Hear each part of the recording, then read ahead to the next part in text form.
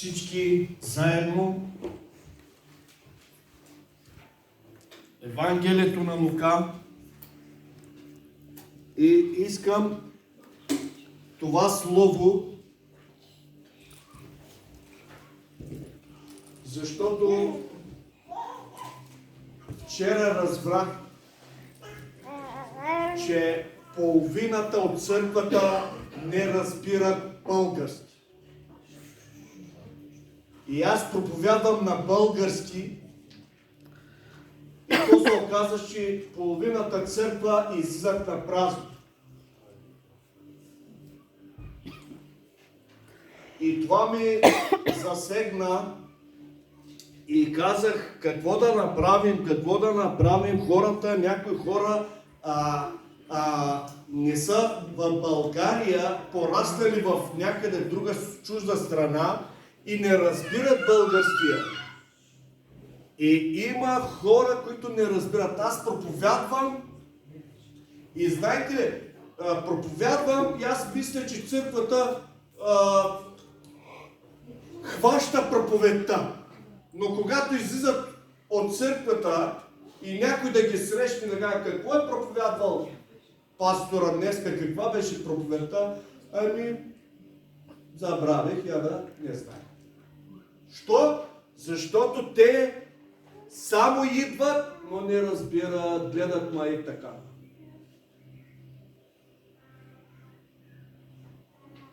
А пак нужно е българския, защото ще се приберем един ден, на турски няма да говорим. Сега аз ще проповядвам на турски, пък български не знам. Някои хора пък турски не знаят. Не знам турски. Сега. Добре. Накрая ще направим нещо. И Бог ни даде така. Хем за онези, които не знаят български, проповедта. И аз викам, защо църквата не взема това нещо? Защо църквата не се променя? Защо нещо не е наред? Проповядвам на български, проповядвам. Обаче някой нищо не хваща. Проповедта. И брати и сестри, аз проповядвам и то не е от, как да го кажа, по-простичко, за да го разберем. Ако дойде някой друг, по-на висок стил, хич няма да разбере. Така е?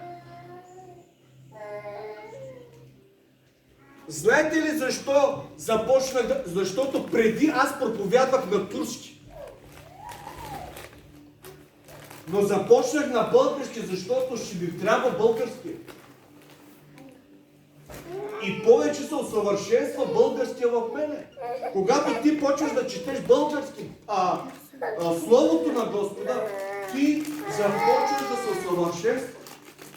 И къде да отидеш и говориш на български? Дали турци, дали и да са турци, знаят български някакви. Живеем в България. Нали, от нас. Но да не излязат братята и сестрите от църквата на празно, ние сме подготвили накрая нещо. Амен! Амен. Да разберат и те. Хайде да не говоря много.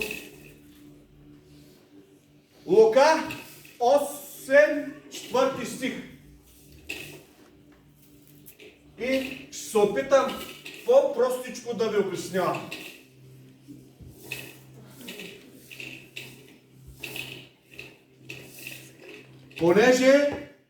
Понеже се събра голямо множество и дохождаха при него от всеки град и рече с притча. Сеяча излезе да сее семето си. И когато сееше, едно падна край пътя, затъпка се и небесните птици го изкълбаха. А други паднаха на канарата и що поникна и съхна, защото нямаше влага.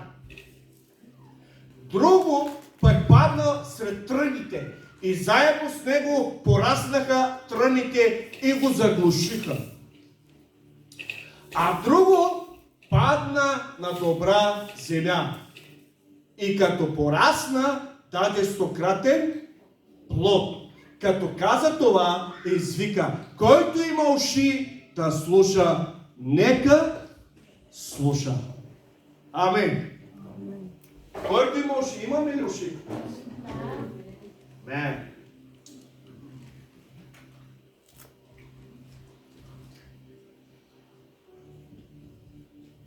Тук Исус обяснява една притча и го разказва. Става въпрос за семи. Кажи семи. Семе. Кажи сеяча. Сеячът.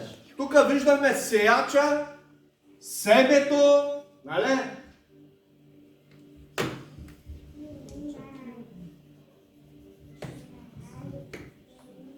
Темата е как сърцето ни да стане добра почва на Словото.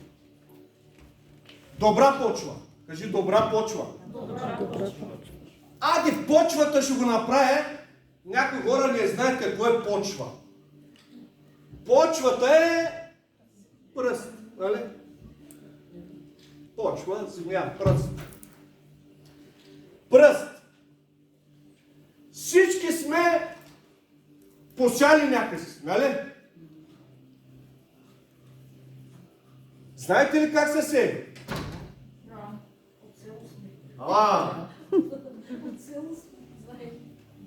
Първо се подготвя какво? Без да подготвиш почвата, може да сееш? Не. Трябва да подготвиш първо почвата и след това да хвърлиш семето. Сега, в момента Исус говори тази притча на всички. И вижте, сеячът момента е момента. Там, когато говори, това е Исус. Но днес аз ще бъда сеячът. Сеяча. Всеки път, братя и сестри, когато отваряме Библията или когато слушаме една проповед, Бог излиза да се. Неговото семе, т.е. Словото му. Кажи семе. Семе Е Словото. е Словото. Вижте сега, как ви обяснявам по това. Нека Бог да ни даде повече. Святи души, помогни ми. Неговото семе, т.е. е Словото, е винаги перфектно. Божието Слово винаги е перфектно. Амен. Какво искам да кажа? То има силата да те промени. Кое? Това семе, т.е. Божието Слово има сила да те промени. Да те изцели. Има ли силата да те изцели? Амин.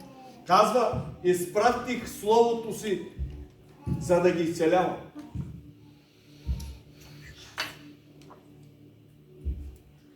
И това семе, т.е. Божието Слово, ти дава и вечен живот. Дава ли вечен живот? Дава. Всеки човек, който се покайва и приема Исус в живота му, вечният живот идва. Той е във вечността. Вечен живот. Кой го да? Исус Христос. Който приел Сина, има вечен живот.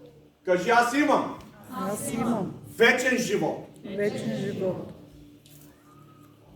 Но, братко и сестро, тук сега искам да ви взема внимание.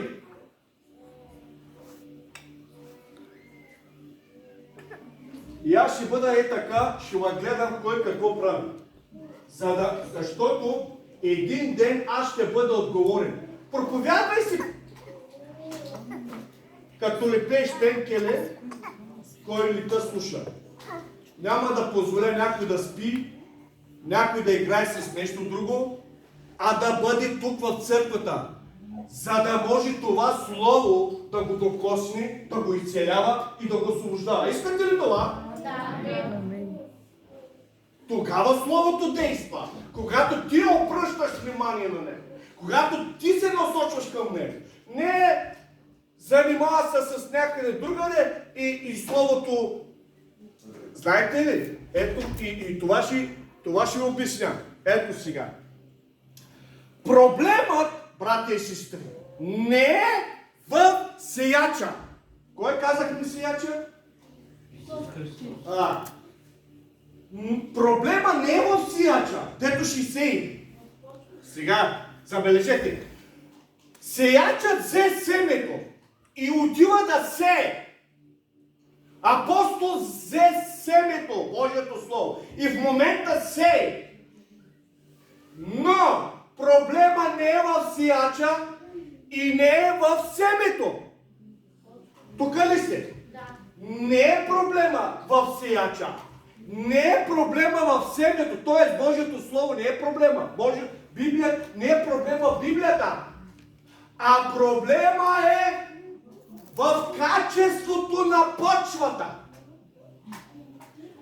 Почвата си ти. Кажи, аз съм. Аз съм. Почвата. Почвата. И проблема си ти и аз. От теб зависи колко процента ще падне семето в сърцето ти. Ако ти приемаш Словото на Господа днес, няма начин да ми даваш 100-кратен плод. Плода ще израсне. Кажи, плода ще израсне. Но когато в теб не си подготвен за това, кораж си. Аз след малко ще ви обясня. Защото едни паднаха, други паднаха, други паднаха. 4 неща това са, които паднаха. Казах, проблема не е в сеяча, не е в семето, проблема е в качеството на почвата. И какво качество на почвата? Това е нашето сърце. Нашето сърце. Сега искам да ви обясня. С какво вярва човек в Бога?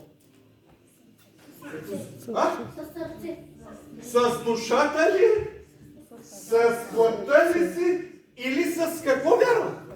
Казва, със сърце вярва, а с уста изповядва и се спасява. Така ли?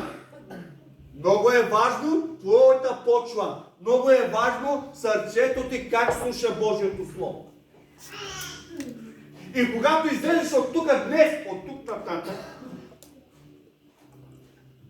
когато излезеш, ти ще си друг. Кажи, аз искам Аз искам Словото ми да ме промени. да ме промени. Така. Братко и сестро, Христос ни предупреждава. Кажи, Христос ни предупреждава. Сега, чуйте за какво ни предупреждава Христос. Христос ни предупреждава, че това семе или Словото му може да бъде откраднато. Кой може да открадне това нещо?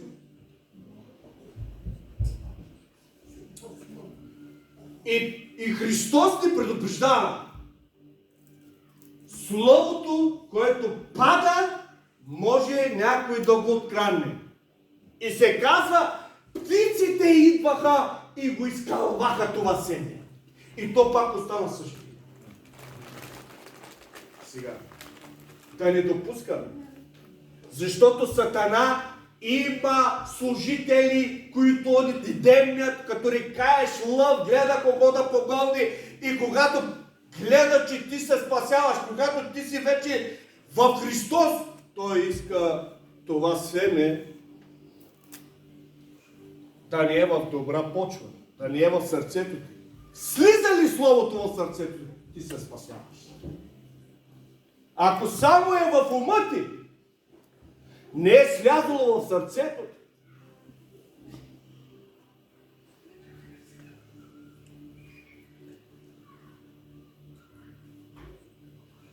ако някой се записва, нека да се записва. Първо, семето паднало в край пътя. Кажи край пътя. Първото сеячът почна да сее, първото нещо падна на пътя. Нека да го изкараме. И сега, ето аз вземам семето. Аз не вземах, вземам семето. Почвам да сея. Обаче на пътя го сея. Не е някъде. Пътя. Пътя, знаете ли? Кои са пътя? Пътя е тъпкан. Отъпкан. Пътя е много плитко. Не може семето да остане. То ще е отгоре. И птиците точно това направиха.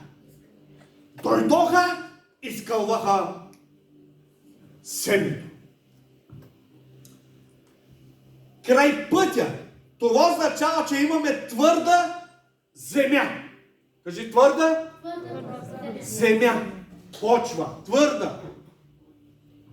Проблемът, брати и сестри, че земята е твърда, отъпкана и семето не може да проникне в нея и птиците го изкълвават. Това означава, че сърцето ти, братко и сестро, което е станало безразлично за тебе. Идваш на църква, нищо не можа да разбереш, 2 часа седиш на столчето, нищо не смана, нищо не можа да разбереш от тая църква и излизаш си празен.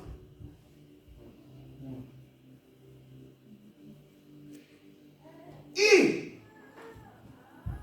все пак ти си казваш на себе си. И от каквото, нали бях на църква? Важното е да сме на църква.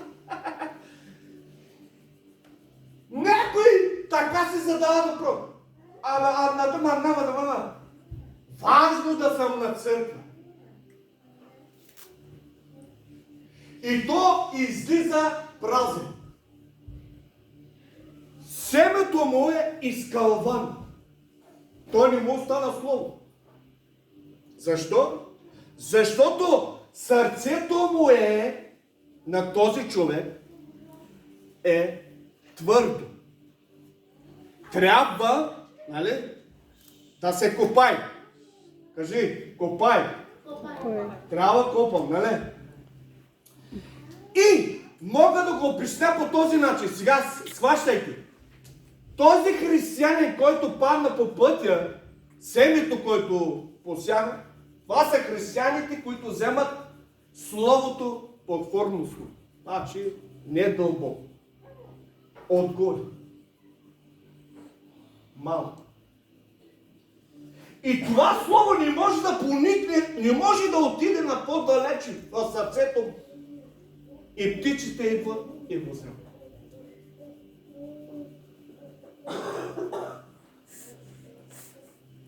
Какво можем да направим? Въпросът ми е, какво можем да направим?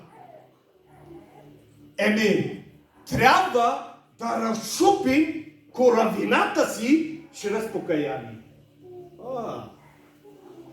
Какво можем да направим? Трябва да пречупим коравината си. Значи коралото си сърце, за да го пречупим, ни трябва покаяние. Амин? Амин. Покаявам се, Господи! Промени ме, Господи! Аз искам меко да ми направи сърцето, не искам корал. Защото Бог казваше на един народ коравратни люди. Кораво сърце. А Бог каза, искай, аз ще ти дам меко сърце, за да може да приемеш Слово. Говорили ли сте на някои хора, които да му казвате за Бога, а той казва, аз знам. Аз знам. Не ми говори сега. Бен Билин. Отидах на едно място да проповядвам, изпратиха ме, аз не знам къде да отивам. Дали казаха един град, влязах, хората ми казаха, ние не се нуждаем от пастор.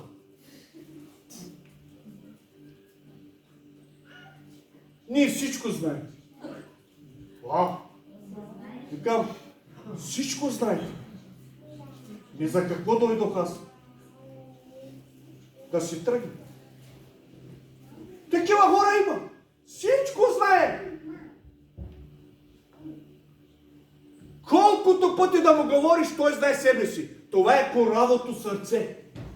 Той не умекотява сърцето си. Той не дава словото да поникне, да влезе в сърцето на този човек. Второ, дълбочина, а не плиткаш. Това означава каменното място. Второто нещо. Едните паднаха в каменистите места. Вие може ли да сеете на камък? Някой да е сел на камък и да иска да вземе плод? Сега, Словото на Бога, това е семето, което падна на каменистите места. И тук, братя и сестри, проблема, каменистата почва има малко пръст. Има малко пръст. Отгоре, семето пониква бързо. Но когато слънцето напече, изсъхва. Той може да поникне бързо, но когато изпече слънцето, то какво става? Изсъхва. Защо? Защото няма дълбоки корени. Кажи дълбоки корени. Сега ви обяснявам. Това са хората. Говоря за каменистите места. Второто нещо. Това са хората, които приемат вярата. Кажи приемат. Вярата. Значи, те слушат, приемат Словото, вярата приемат, бързо се запалва. Сега, забелязвате ли? Идва, приема Исус Христос и бързо почва да напредва. Разбирате ли? Бързо.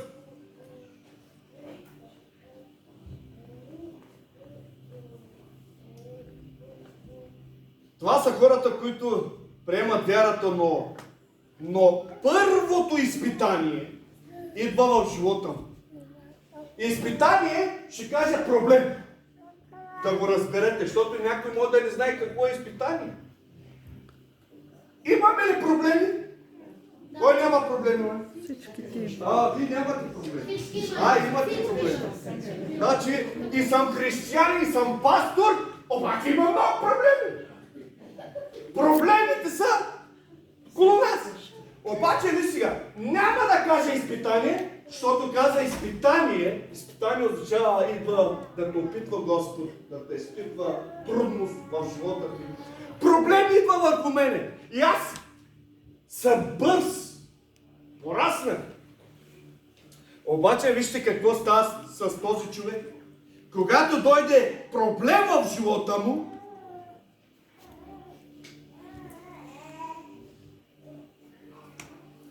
или трудност, се отказва бързо. Този човек веднага много бързо се отказва от Бога. Силно се запала, но когато дойде нещо в живота му казва, не мога да продължавам. Защо ви казвам това? Има толкова християни, запалват се И след това казва, не, това не е за мен. Когато дойде живот, ама защо е така сега? Сестра ми защо е болна? Ама защо болестта дойде върху мене? Аз нали съм християнин? И до тук. Повече няма да отивам на църква. Сега, истинската вяра, кажи истинската вяра, се нуждае от вкореняване и трябва да копаем дълбоко, братя и сестри. Как да копаем дълбоко? Как да копаем дълбоко? Чрез ежедневното изучаване на Библията. Ежедневно изучаване на Библията. Когато ние четем Библията, ние копаем дълбоко. Амен? Дълбоко, защото разбираш Божия характер, разбираш Божите тайни и ти в момента копаеш дълбоко. Влизаш на дълбоко.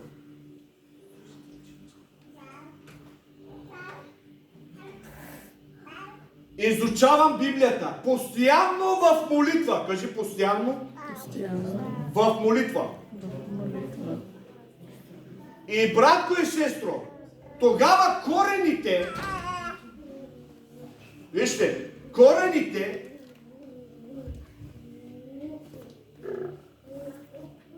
се развиват, знаете ли къде?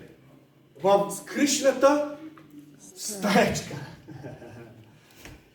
Имаме ли скришна стаечка?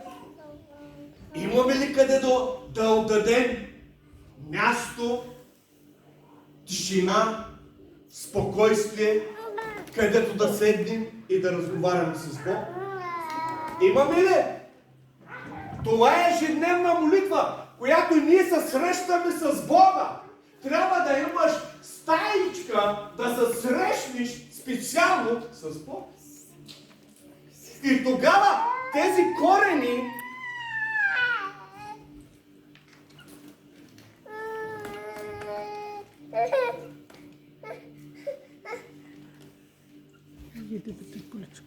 всеки един от нас трябва да се срещне с Бог. Амен.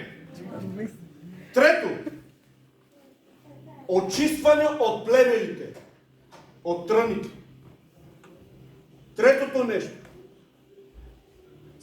Семето падна на тръните. Тръни, знаете ли какво? Чало. Тръни. Какво означава? Тръни, не сте ли виждали? Чало. А? Шипка. Тръни. Шипка. Будедек. А? Чало. Тръни. Чало, ама насвелен. Чало. Дикен. Чало. Така. Семето падна между тръните. А знаете ли, че, братко и сестро, проблемът, че тръните растат заедно с семето. Сега проблем имаме. Когато словото падне върху тръните и житото, те растат заедно. Обаче тръна го надпреварва и го заглушава.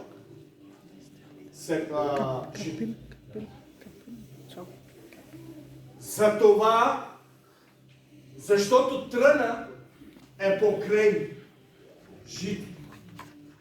Разбирате ли? И заглушава семето. Заглушава го. Но как го заглушава? И тук се казва, че Исус казва, семето падна на тръните и тръните растат заедно с семето и го заглушава. Христос обяснява, че това са хора. Запомням. Това са хора. Това говори за църквата. Това са хора, които са земните си грижи. Имаме ли грижи? Да. Земни. Имаме ли земни грижи?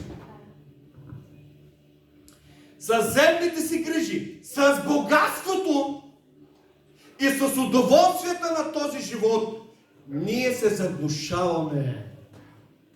Знаете как? Изяждат ни времето и сърцето ни е твърде заето, за да даваме плод. Братко и сестро, ако ти си ангажиран за земята, повече отколкото за небето, ти си заглушен. В теб Словото няма да дава 100-кратен плод. Не чакай! Не чакай! Защото земните удоволствия, земните неща да заглушат. Няма време за църква! Защо бе? Би трактора трябва да оправя. Няма време за църква! Защо бе? На сватба? Гости идват. Отивам на едно място да проправям. Къде се върна? На сватба!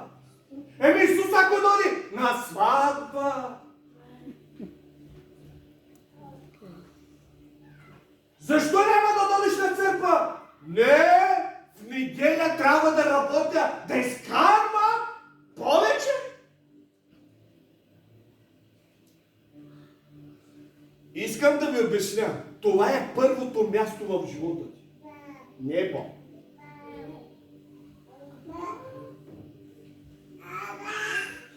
Ти си твърде заед с земните неща и Словото не може да расте и не може да дава плод.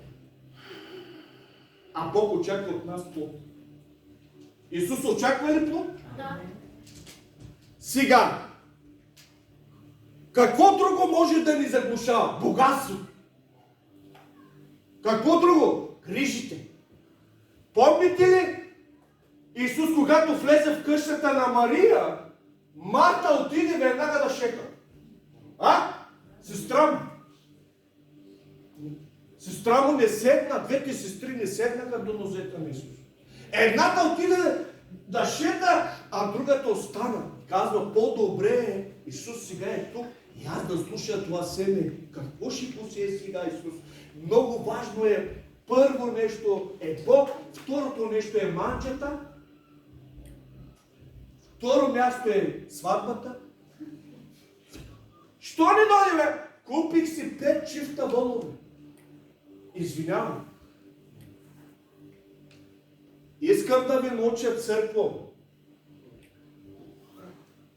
Не трябва да правим компромиси в живота ни и да си казваме, аз днеска няма да отивам на църква. Ако ти казваш това, Исус не е в живота ти. Първо трябва да дойдеш да се поклониш на Него. Вземи го на сериозно. Ама Господи, ще те следвам. Първо ми позволи баща ми да погреба.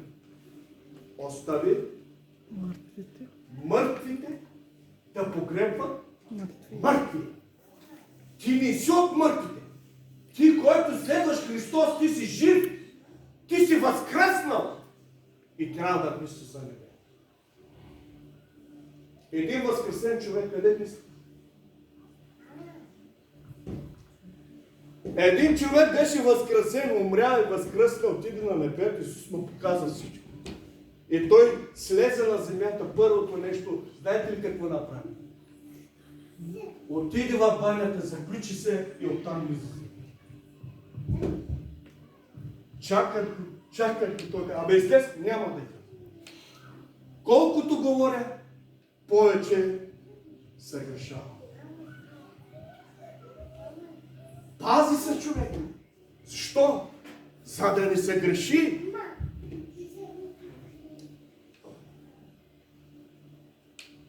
А знаете ли, братя и сестри, колко християни си позволява за няма нищо да си останат вкъщи?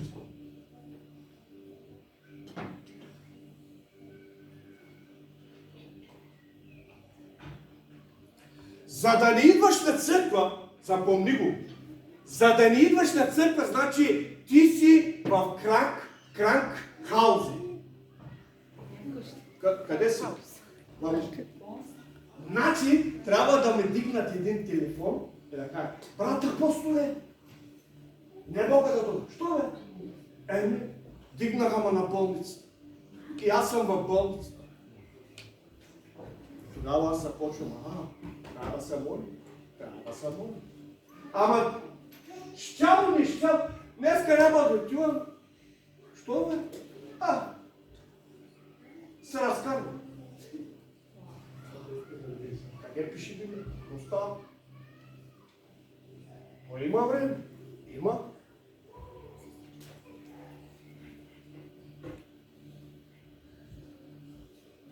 Какво можем да направим? Питам църквата. Какво можем да направим за тези християни? Трябва да пренаредим приоритетите си. Първо, плевелите не изчезват сами. Могат ли да изчезват плевелите сами? Не, какво трябва да направим? Ами, трябва да бъдат изкоренени. Трябва да бъдат изкоренени. Как? Нужно е духовна дисциплина. Тоест, да кажем на нас и да кажем, че светските ни суета или светските ни грижи да поставим първо Божието царство на първо място в живота ни. Как ще изкореним плевелите от живота ни, когато поставим Бог на първо място? Тогава плевелите ще бъдат изкоренени. Иначе от само себе си не. Ако ти не стоиш, ако не нареждаш живота си, първото място е Бог, второто място семейството, трето място е църквата, братята, сестрите.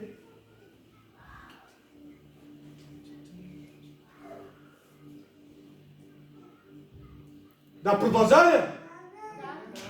Някой не иска. Я станете малко. Я станете малко.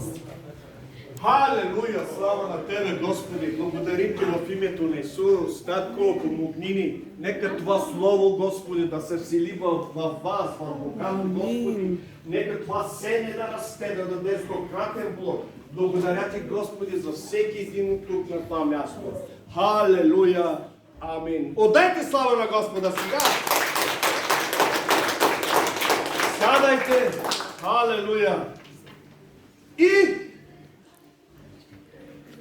къде бяхме? Къде бяхме? Плевелите. Така. Трябва да сложим Бог на първо място. Четвърто. Стигаме на добрата почва. Кажи добра почва. Сега тук искам много внимателно да бъдете тук. Защото главното нещо на това нещо е добрата почва. Добрата почва според Евангелието на Лука 8 глава, 15 стих. Дай 15 стих. Така. Само четем 15 стих. А посяното на добра земя са тия, които като чуят Словото, държат го искрено в добро сърце и дават плод с търпение. Амин. Дават плод. Дават. До сега да сте чули дадаха плод? Трите, които паднаха, едните пътя, другите на тръните, другите на каменистите места. Така. Добрата почва, според Евангелието на Лука, хората, които представляват добрата почва, правят три ключови неща. Искам да ви обясня три неща в това нещо. Забелязахте ли сега? Три неща има в този стих. И аз искам да ви обясня кои са те. Сега, първо, ако си записвате после, първо, тук хората чуват. Кажи чуват. Чува. Вау! Ти чуваш ли? Да. Кажи аз чувам. Аз чувам. Бог ти е дал уши. Значи казва, първото нещо хората какво направиха? Чуваха. Със сърце. Те слушат Словото с какво? С искреност и чистота. И готовност да се променят. Вау! Тук в добрата почва са тези хора, които, вижте, готови са и чуват Словото, семето и го приемат. И са готови да се променят. Значи, ти трябва да се промениш, когато чуеш Словото на Господа. Словото да дойде в добра почва и в теб става промяна. И трябва да си искрен. Какво означава искрен? Честен. Откровен. Нали? Трябва да си честен.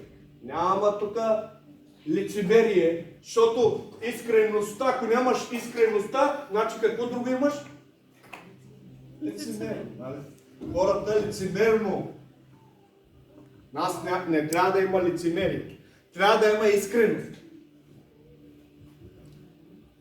И готови да се променят. Първото казах. Второ. Пазят. Какво пазят? Казва се, че те пазят.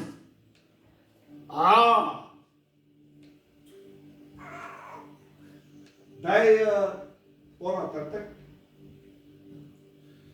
Не. Горе ли? Да, дето за добрата почва. Не, бе. 15 стих. Да. Това е. Сядането на добра земя, те са тия, които като чуят Слово, после го държат. Вау! Значи го пазят. Държат го. Второто нещо, пазят го. Те не го забравят. Трябва да запомним. Хората тук на църквата, когато чуят Словото, трябва да го пазят, да не го забравят. Когато излизат вънка и някой попита какво беше Словото, да му каже, да му обясни. Защо? Защото го пази в сърцето си. Пазят, те не го забравят веднага, след службата, а размишляват върху него и през седмицата. Амин! Вау! Като чуете сега днеска Словото за какво беше, от понеделник започвайте. Какво беше това семе, бе? Кой беше семето? Сияча кой е? Сияча кой? Аз съм. Семето, Божието Слово. Тръгните. И тъй нататък. Аз съм. Кои съм? Почвате да размишлявате през седмицата. Какво размишлявате през седмицата? Много неща, нали? Обаче не е Слово, нали? Размишление! И тогава Словото ще работи в тебе. Амин! Сега. Така, през седмицата размишляваме. Трето. Тук се казва, че доброто семе, добрата почва, тези хора принасят плод. Вау! С търпение. С търпение и плод има. Добрият плод не расте за една нощ. Някой видя ли за една нощ да... Изисква се време, постоянство и духовна зрялост, за да се види реколтата стократен размер. Амин! Стократен размер да виждаме. И за заключение, да си направим време равносметка. Кажи равносметка. Сега всички си правим равносметка. Брати и сестри, днес всеки от нас трябва да си зададе въпроса.